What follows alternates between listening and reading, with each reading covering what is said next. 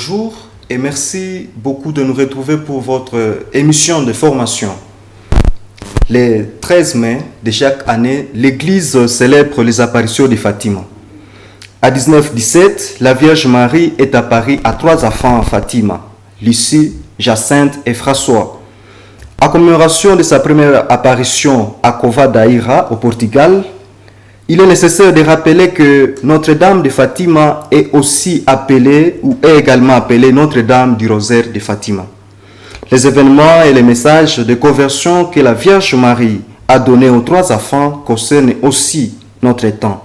Quel est le message de Dieu par les apparitions de Marie et surtout la première du 13 mai 1917?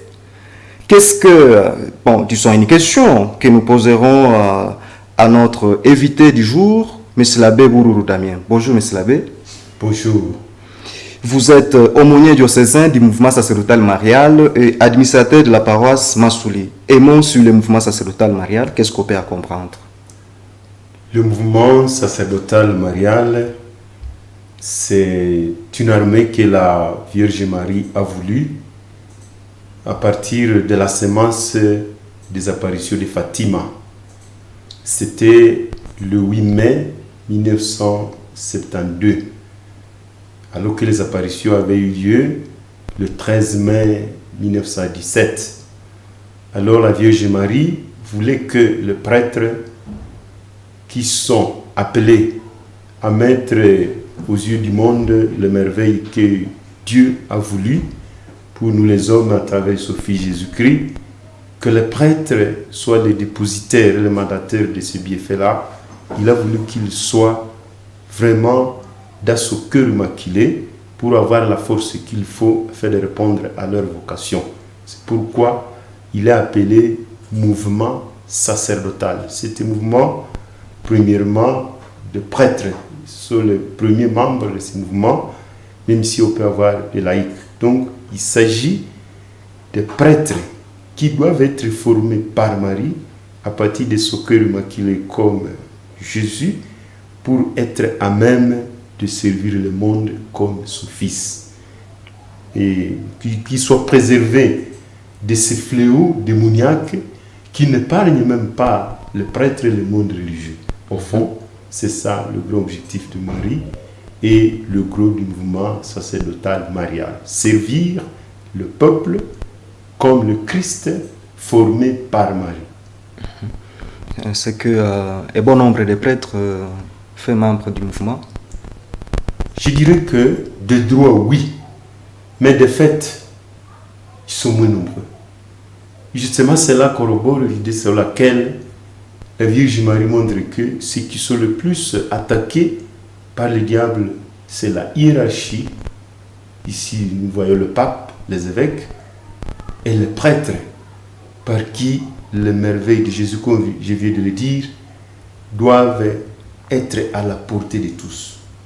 Les prêtres sont la cible. En tout cas, nous ne sommes pas nombreux comme membres de fait, mais de droit sur tout le monde. Okay. Oui.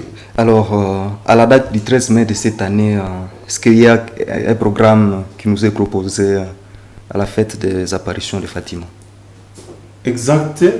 À la date du 13 mai de cette année, ce sera le lundi, nous avons un programme spécial que nous allons commencer après avoir célébré le cinquantenaire du mouvement sacerdotal marial. C'est que le 13 de cette année, nous nous sommes assignés d'aller prier dans la paroisse Notre-Dame de Fatima, qui est la paroisse de Kabash. Nous y serons déjà la veille pour faire les prières de réparation. Et le 13, nous y serons pour la messe que célébrera peut-être, je ne sais pas, l'évêque, clôturera avec cette messe. Mais notre grande prière aura lieu la veille, telle que Marie nous le demande. Il y aura prêtres et laïcs tous confondus. Qu'est-ce qu'on peut attendre par prière de réparation? Les prières de réparation, ce sont celles que Marie avait demandées aux enfants de Fatima pour pouvoir redonner à Dieu son honneur, si bafoué par les péchés des hommes et l'ingratitude, et aussi redonner l'apaisement au cœur sacré de Jésus et aussi redonner aussi ce même apaisement au cœur de Marie. Donc ce sont des prières que nous faisons comme pour plaider la cause des pécheurs en appelant à la miséricorde de Dieu. Donc nous disons à prier pour les pécheurs. Donc on demande pardon à la place de ceux qui ne sont plus même en mesure de le demander. On répare à leur place. C'est ça, les prières là nous les avons. Ah oui. Alors le 13 mai 1917, la Vierge Marie est apparue à Fatima et c'est la première apparition, je crois, des 6 apparitions qui ont existé de la Vierge Marie à Fatima. Qu'est-ce qui s'est passé, M. l'abbé? Essayez de nous raconter ce qui s'est passé. Bon, les apparitions là n'étaient pas les premières. Il y avait déjà bien d'autres bien avant, comme les apparitions qu'on appelle du Laïus au XVIIIe siècle, de la rue des Lubac à 1830, de la Salette à 1846. On voit les apparitions de Pontemet à 1870, même les apparitions de Lourdes à 1858. Donc elles n'étaient pas les premières. Mais pour ces apparitions de 1917, la particularité c'est que c'était une période d'abord tumultueuse, c'était à pleine Première Guerre mondiale. Et ce que la Vierge avait demandé, c'était comme des pistes à partir desquelles on pouvait retrouver la paix. C'est que il fallait cesser avec le mal, le péché, et qu'il fallait redonner à Dieu sa place, puisque cette guerre était comme plus ou moins le fruit de l'installation d'une civilisation sans Dieu. Si nous voyons ce qu'on appelle dans l'histoire les forces qui faisaient comme l'agression, il y avait des nations comme ça, et aussi les pays qui étaient alliés, il y avait comme une dispute par rapport aux faveurs économiques. Il fallait mettre de côté Dieu pour installer une civilisation seule. Le pouvoir de l'homme et la capacité économique auraient le dernier mot. Alors, Marie nous demande de faire un retour à la foi, que nous sachions que nous sommes des créatures, que nous puissions retourner entre les mains du Créateur pour vivre. Donc c'est un message d'appel à la conversion et je dirais doublé d'adoration et demande de pardon. Alors les 3 enfants auxquels Marie a apparu, Lucie, Jacinthe et François, avaient-ils vraiment une grande foi pour croire que cette dame c'était la mère de Dieu? Oui, les enfants avaient eu cette grâce de croire que Marie, il y avait la peine vraiment de pouvoir se fier à ce qu'elle disait, puisque d'abord les enfants étaient issus des familles chrétiennes.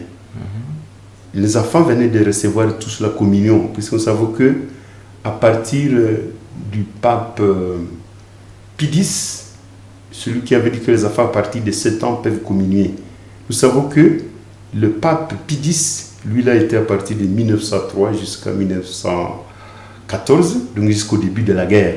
Donc les enfants venaient recevoir la communion, même si Hyacinthe n'avait que 7 ans, François avait 9 ans, et Lucie était la plus âgée, elle avait 10 ans. Donc les enfants avaient déjà la foi à partir de leur famille. Mais aussi, il y avait déjà les apparitions de l'ange qui avaient déjà précédé. Il y en avait eu 3, donc au printemps 1916, à l'été 1916 et à l'automne 1916, avec des apparitions de l'ange qu'on appelle l'ange du Portugal, l'ange de la paix, qui préparait les enfants aux grandes apparitions de Marie qui suivraient, puisqu'il disait le cœur de Jésus et de Marie, le cœur de Jésus et du Père est gradé sur vous, à faveur de votre pays. C'est ça. Donc les enfants étaient déjà préparés par l'ange, mais préparés par la famille aussi. Donc ils avaient vraiment déjà une grande foi. Si vous pouvez ajouter aussi le catéchisme qui les avait appelés à la communion. Ils avaient une grande foi vraiment. Alors Marie exhorte aux 3 enfants de réciter les rosaires chaque jour pour que le monde trouve la paix. Mais il dit à François, mais lui doit réciter plus de chapelets. Quelle était la finalité de Marie finalement? Pour que les autres, Lucie et Jacinthe, récitent les rosaires, mais François fasse plus de chapelets. Qu'est-ce qu'on peut comprendre par là? Oui, Marie, si nous voyons de toutes les apparitions de Fatima, qui étaient 6, de mai 1916-1917 à octobre 1917, à tous, il était demandé le chapelet, les rosaires. Mais nous devons savoir que à partir de la deuxième apparition de juin, 13 juin 1917, aux enfants, il avait donné des tâches particulières. Donc, à Hyacinthe, il avait été donné de prier pour les pécheurs. Ça, c'était la grande tâche qui lui était assignée. À François, il était demandé de prier pour les autorités de l'Église et pour l'Église elle-même. Car Marie disait qu'avec tout ce qui se tramait déjà et avec les effets de cette guerre, l'Église souffrirait beaucoup. Alors, François devait prier beaucoup pour l'Église et ses autorités. Moi, je penserais que ça me paraissait à cause de ça. Mais à Lucie, il était demandé d'être l'apôtre du cœur immaculé. Et de fait, c'est Lucie qui a fait plus d'années. Née en 1907, elle est morte en 2005. Donc, oui. Même année avec le pape Jean-Paul II. La même année, donc c'était autour de 97 ans. C'est l'apôtre du cœur immaculé, donc la dévotion au cœur immaculé de Marie. Donc je dirais que pour moi, selon moi, la raison serait que à François, il était demandé vraiment la grande mission. Parce que si nous voyons ce qu'on appelle le secret de Fatima, il y en avait eu 3. Puis on va y revenir un moment. Je ne sais pas, mais les premiers secrets là, donc, ont montré que l'Église devait souffrir. Donc, elle méritait un grand accompagnement à prière et à sacrifice. Je pense que ça peut avoir été à cause de ça. Ah oui. À mon avis. Alors, à la même apparition, Marie évoque d'une manière affirmative l'existence du purgatoire. Qu'est-ce que... je crois c'est pas des messages, non, comment voyez quand Marie montre à François l'affaire, tout ça, est-ce que ce n'était pas aussi une manière d'évoquer le purgatoire, qu'il y a les purgatoires qui existent? C'est bon, je ne saurais pas directement affirmer, mais au moins dans la 3e apparition, il est dit qu'il y a eu la vision de l'affaire. Là, vraiment, c'était l'affaire. Okay. En tout cas, les purgatoires, non. C'était l'affaire. Donc, les gens ont vu les âmes de personnes qui gémissaient. Donc, Marie avait montré comme un tableau où les enfants ont eu à voir cette marée donc, qui brûlait de flammes, ça fumait. Et les enfants étaient horrifiés. Pour qu'ils disaient qu'ils pouvaient même mourir de peur. Ils ne savaient plus à qui c'est voué pour dire. Donc, c'est ça. Et en fait, l'objectif de Marie, c'était pour montrer les conséquences qu'on peut appeler post-mortem du péché. Après la mort, quand on meurt en état de péché, qu'est-ce qui arrive? Il y a l'affaire. Ce n'est pas une invention humaine, ce n'est pas une réalité d'enfant comme les enfants qui disent au temps dans mon moto. Non, c'est une réalité spirituelle et Marie a montré ça. En fait, c'était aussi pour appeler les enfants à prendre au sérieux ce qu'elle disait, pour qu'ils prient sans cesse pour les pécheurs. afin qu'ils ne meurent pas en état de disgrâce. C'était ça. Donc, ce n'était pas le purgatoire, c'était vraiment l'affaire. Il faut le dire. Et là, on peut dire que les apparitions de Fatima sont une continuité des apparitions de Lourdes, puisqu'à Lourdes aussi, Marie a demandé à Bernadette de prier vraiment pour la conversion des pécheurs. Oui, je dirais que la plupart des apparitions de Marie font appel à la conversion, qu'on retourne au message du Christ et de l'Évangile. C'est toujours ça. C'est toujours ça vraiment. Ça fait suite. Maintenant ici, c'est plus fort, c'est plus profond même, puisqu'on montre les affres après la mort, à partir de la période dans laquelle on était. On montre les conséquences même au niveau temporel, au niveau actuel. Les guerres que nous connaissons, ces tueries auxquelles nous assistons tous les jours, pour Dieu, pour Marie, sont les conséquences du péché et des fêtes. Voilà. Donc il y a des conséquences actuelles, prochaines, et quand nous c'est repassé, on l'a toujours dit, il y a même des conséquences que nous laissons derrière nous. Oui. Alors, deux prières sont connues à Notre-Dame de Fatima. Bon, une prière et une autre à l'ange du Portugal. La prière de Marie, je la cite ici. Ô mon Jésus, pardonnez-nous nos péchés, préservez-nous de faire l'affaire et conduisez au ciel toutes les âmes, spécialement celles qui ont plus besoin de votre pardon et de votre miséricorde. Quand faut-il réciter cette prière? Cette prière est une prière que Marie avait demandée à la troisième apparition.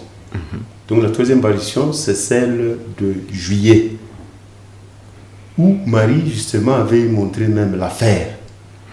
Alors, Marie disait aux enfants que lorsque ils seront en train de prier le chapelet, après avoir fini les 10 Ave, après avoir mis le gloire au Père, il faut qu'ils mettent cette prière-là, ô mon Jésus.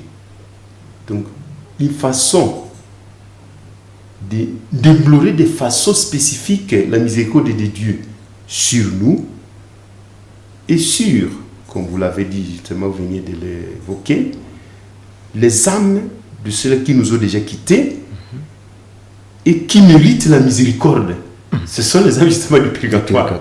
Mais il y en a d'autres qui sont déjà comme pour qui la situation, je dirais, est irréversible. Donc c'est Marie qui avait dit ça. Donc les âmes qui ont le plus besoin de votre miséricorde, ce sont celles-là qui avaient vécu selon la volonté de Dieu, mais n'étant pas parfaites comme nous tous. Il faut encore la prière de ceux qui sont restés, et la prière par excellence, c'est l'Eucharistie. Mais nous demandons déjà cela par Marie qui est notre médiatrice auprès du Fils.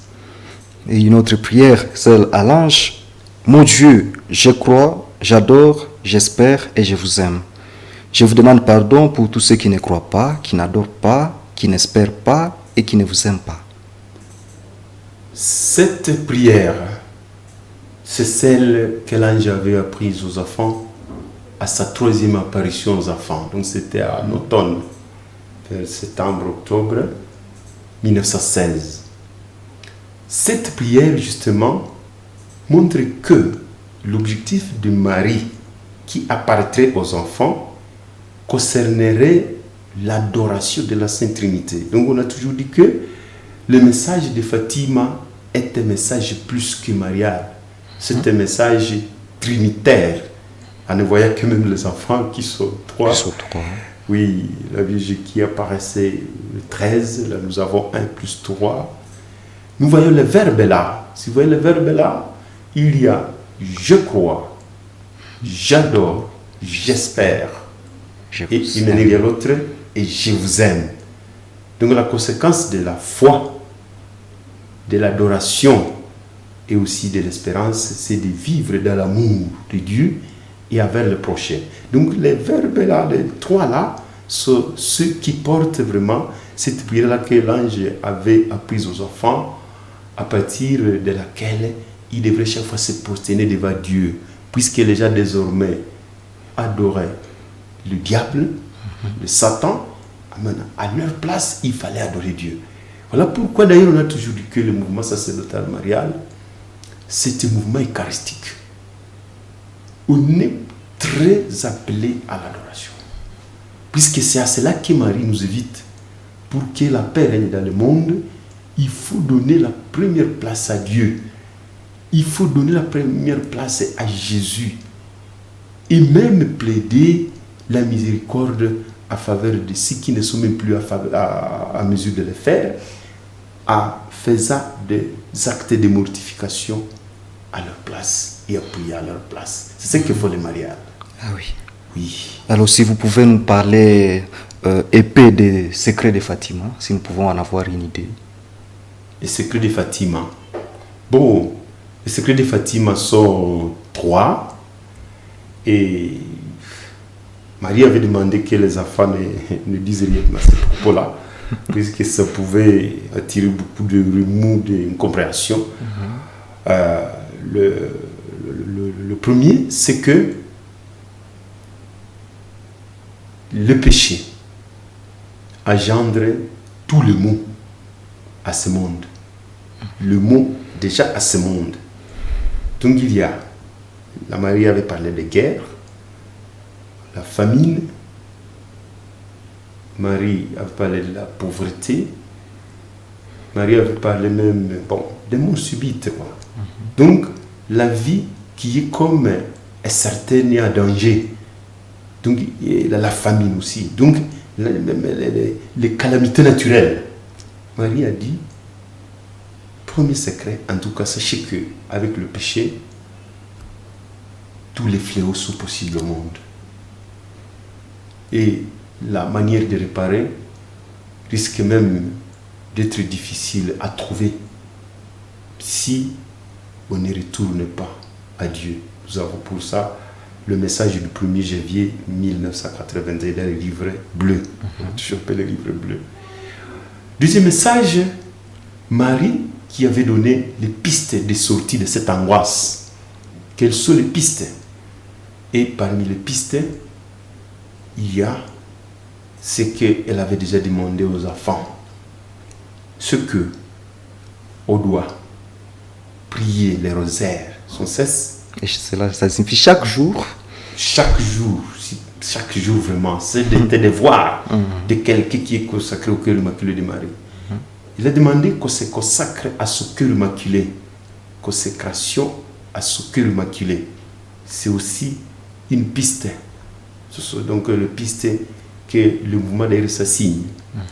Être en accord, en harmonie avec les autorités de l'Église, puisque c'est sur cela que Jésus avait laissé à ce monde pour nous guider dans ce qui est de Dieu et non pas ce qui est des hommes.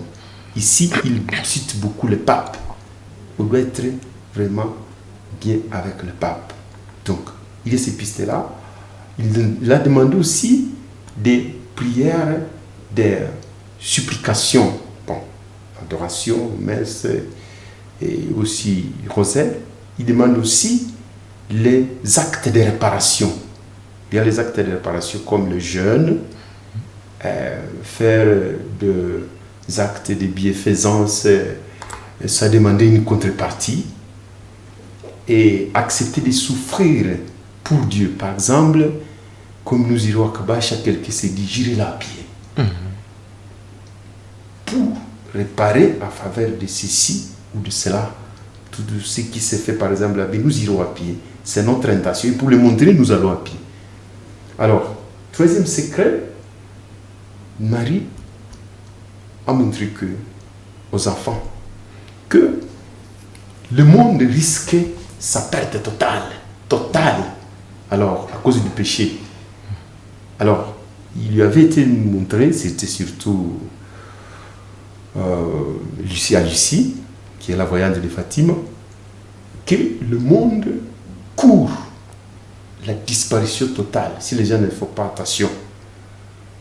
Alors, pour cela, Dieu risque de ne même plus contenir aussi sa miséricorde et retenir ça. Il y a risque. Alors, Marie est là qu'on peut s'interposer entre l'ange exterminateur et Dieu. Alors c'est Marie qui était entre comme pour plaider la miséricorde en faveur des enfants qui, et disait, peut-être on peut avoir encore un petit reste qui peut encore faire en sorte que la gloire de Dieu soit retrouvée. Et là, c'est le troisième secret, mais aussi la deuxième partie de ce secret-là, c'est qu'il lui avait été montré que, à commencer par le pape, les prêtres, les évêques, les prêtres, religieuses, les chrétiens, si les gens ne retournent pas à Dieu, l'Église connaîtra une grande souffrance, une grande abord. Au point que même plusieurs périraient. Déjà périraient. Oui. Qu'à partir de cela, il fallait que le petit reste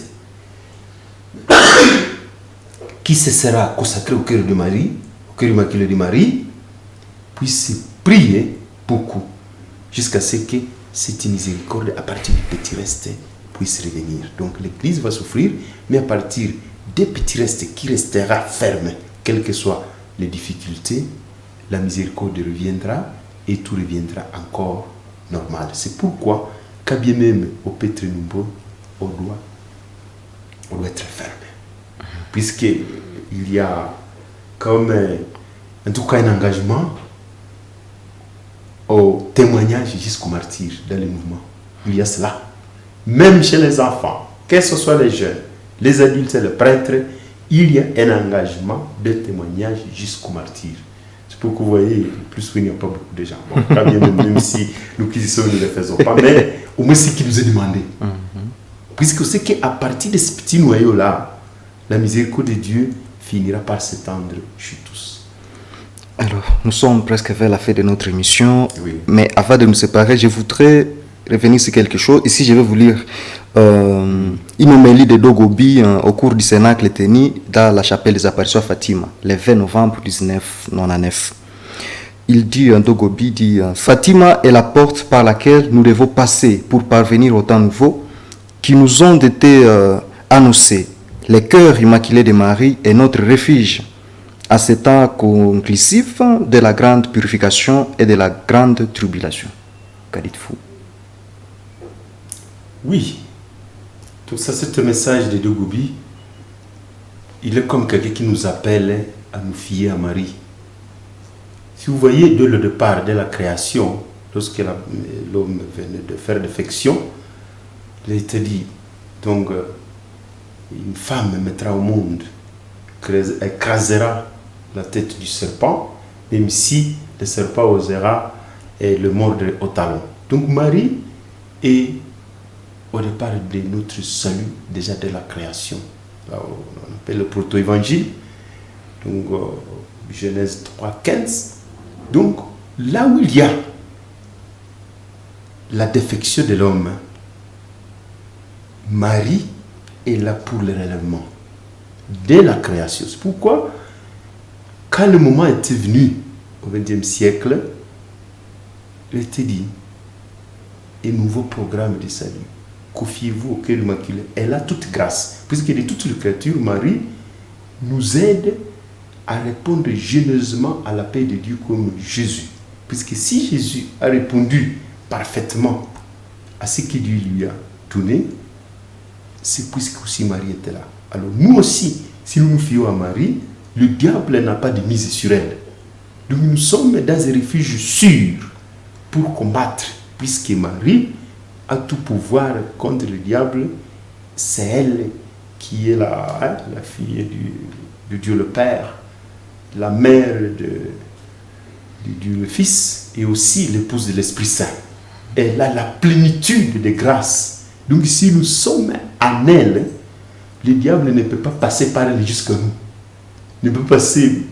Donc là où il y a Marie, le diable ne peut passer. C'est pourquoi on dit, le cœur sera notre refuge. On peut qu'on doit opérer étant en toute sécurité. Puisqu'avec Marie, on a toute sécurité, on opère. Le diable ne peut rien. Que ce soit les difficultés de la vie, lorsqu'on est dans le cœur de Marie, on est en paix et on doit tout faire arriver à bon port comme il le faut. Absolument. Ah oui. Et pour ceux qui sont déjà dans le mouvement, c'est déjà l'expérience qu'ils ont. Quel que soit ce qui arrive, on reste ce qu'on est. On reste ce qu'on est, en tout cas, moi, c'est une expérience. Jamais on ne pleurniche ou bien on est... Non, on ne murmure, non, tout est grâce. Quand on est avec Marie, on est avec celle qui a le tout du ciel. Donc je suis dans les bonnes mains. Ah oui, merci beaucoup, M. l'abbé. Oui. Nous sommes presque à la fin de notre émission. Sûrement que nous aborderons les sujets, ou bien vous nous parlerez plus de ce qui s'est passé à Kabasha prochainement. Oui. Nous vous souhaitons déjà une bonne émission, une bonne pastorale là-bas. Merci. Merci beaucoup, chers téléspectateurs de la Moto TV, de nous avoir suivis. Nous vous proposons un prochain rendez-vous la semaine prochaine. Merci beaucoup aux réalisateurs de cette émission. Au revoir. Merci.